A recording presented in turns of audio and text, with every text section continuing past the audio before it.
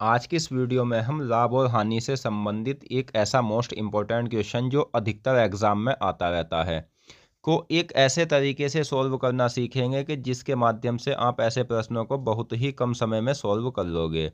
और दोस्तों, इससे पहले हम 85+ महत्वपूर्ण प्रश्नों को पढ़ चुके हैं जो प्रॉफिट एंड लॉस से संबंधित है। वो आप हमारे चैनल की प्लेलिस्ट पर जाकर देख सकते हो।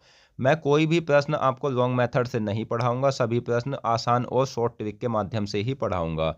और कोई टाइप अधिकतर छूटेगा नहीं, सानी संपूर्ण टाइप पढ़ाऊंगा और इतने टाइप पढ़ाऊंगा कि आपने इतने टाइप नहीं पढ़े होंगे।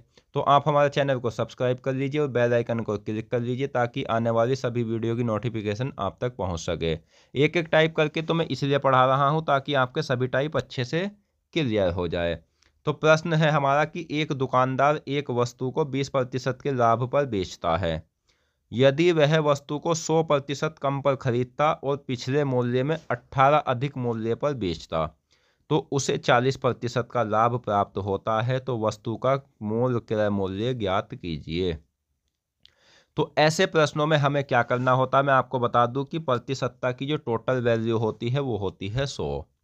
तो हम 100 ही क्रय मूल्य मान लेते हैं, यानी वस्तु जो खरीदी गई थी वो खरीदी गई थी 100 रुपए में। अब क्या कहा है कि दुकानदार ने एक वस्तु को 20% के लाभ पर बेचा। जब 100 में खरीदी थी, 20 का लाभ कमा लिया, वस्तु बिकी है 120 में। यहां तक बात आपको समझ आ गई होगी। अब आगे कहा है यदि वह वस्तु को 10% कम पर खरीदता, यानी 100 की खरीदी थी, अब उसे 10% कम में मिल रही है, तो 10 घटा देंगे 100 में से 90 बचेगा। फिर आगे क्या कहा है, यहां हमें प्रतिशत को पकड़ना है, इसे नहीं पकड़ना है क्योंकि इसके सामने तो हमें कॉमन रखना है। ये कॉमन क्या है, यह है विक्रय मूल्य का अंतर। अब आगे कहा है कि 40% का लाभ प्राप्त होता है अगर 90 रुपए में वो वस्तु मिल जाएगी। तो इसमें क्या होगा, 0 से 0 9 चौक 36, यानी 36 और 90, ये आ जाएगा 126। यहां तक बात आपको समझ आ गई होगी। ये कैसे आया है, 90 का 140/100 करने के बाद ये, तो 14×9 126।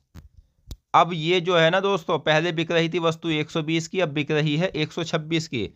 तो दोनों में अंतर कितने का आएगा, अंतर आ गया है 6 का, जो किसकी बराबर है, 18 की बराबर। तो अब हम जो है ना कॉमन तभी निकाल सकते हैं, यहां हमें कॉमन निकालना है, यानी कॉमन क्या, में से, जब दोनों चीज बराबर हो जाएगी। जैसे ये 6 क्या है, दोनों का अंतर है, और ये क्या है, ये भी अंतर है 18। तो 18/6 कर देंगे, ये आ जाएगा कॉमन। क्या आया है कॉमन, 3। पूछा क्या है, वस्तु का मूल क्रय मूल्य, पहला क्रय मूल्य गुना 100 कर देंगे, तो क्या आ जाएगा, 300 आ जाएगा, जो कि इस प्रश्न का सही आंसर है, ऑप्शन सी। तो इस प्रश्न को आप इस तरह से बहुत ही कम समय में सॉल्व कर सकते हो। आशा करता हूँ ये प्रश्न आपको अच्छे से समझ आ गया होगा। मिलते हैं नेक्स्ट वीडियो में, और आप कमेंट करके ज़रूर बताना कि आपको यह वीडियो कैसी लगी या हमारा पढ़ाने का तरीका कैसा लगा, या कोई भी डाउट हो तो वो भी आप हमसे कमेंट बॉक्स में पूछ सकते हो। धन्यवाद।